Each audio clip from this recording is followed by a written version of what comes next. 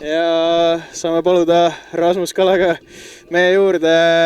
Rasmus, 0-1 kaotus. Te küll pingutasite palju, aga Viimsile võib-olla mõnevõrra teenitud võit või kuidas sa mängule otsa vaatad? Jaa, ma arvan, et Viimsi oli tubli, said kohe alguses värava kätte. Natuke selline nii-öelda pool õnnega oli, aga lõpuks see, kes ühe ära lööb, see täna võidab ja täna nii läkski. Avapoole ajal olite te võib-olla natuke unised, et mis selle tingis, et kas vastane oli hea või teie ei olnud mänguks piisavalt valmis või oli see ka mingisugune taktikaline valik, et te lasete, annate ruumi neile? Viimsi tuli päris hea sellise kiire tempoga kohe peale ja hoidis hästi palli ja me tegelikult ei olnud väga seal mängu sees alguses. Mart olime natuke unised ja ei suutnud selle tempoga alguses väga hästi kaasa tulla. Sulle kindlasti eriline mäng, et Viimsi su endine koduklubi ju on, et kuidas oli endiste tiimikaaslaste vastu mängida? Ikka natuke harjumatu, aga lõpuks mängupäeval ikkagi on mängupäev ja kui sa väljakul oled, siis tegelikult selle nagu unustad ära, et kelle vastu sa mängid, et pärast mängu alles siis lööd patsu ja nii-öelda saad juttu kui rääkida.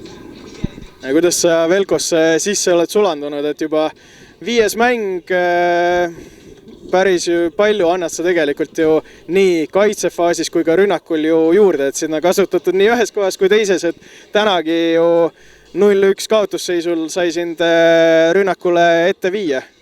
Jaa, et ma olen päris hästi sisse sulandunud ka praegu, et olen ka saanud paar väravat kirja, et see on alati nagu hea, aga lõpuks ma ikkagi mängin seal, kus vaja on, aga eelkõige ikkagi kaitses, et see rünnaku see nii-öelda fookus ongi alles siis, kui lõpus on vaja väravat lüüa, aga lõpus on ikka raske, et sealt tuled tagant ja siis pead veel ennast kehtestama seal üleval, et jaa, natuke raske on seal, aga proovin alati ennast parima anda seal, kui peatreener mind sinna tahab üles panna.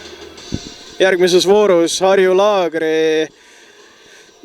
Kas on võib-olla selline hea aeg neid näpistada, et nad on ka natukene uniselt alustanud, kuigi eelmisel aastal mängisid Premium-liigas samas Tärniga, et neil on päris palju meeskond ka muutunud vahepealse ajaga? Jaa, ma arvan, et siiski Harju on nagu ütlesid ka, et on Premium-liigas tulnud, siis jällegi ülikeeruline mäng nagu, et saime täna sellise hea tempoga Viimsi vastu mängu, et me peame nüüd sellest mängust korrektuurid tegema ja proovima Laagris samamoodi uuesti mängu tulla ja ka punktid võtta. Okei, aitäh, soovin sulle edu ja edukat hooaega!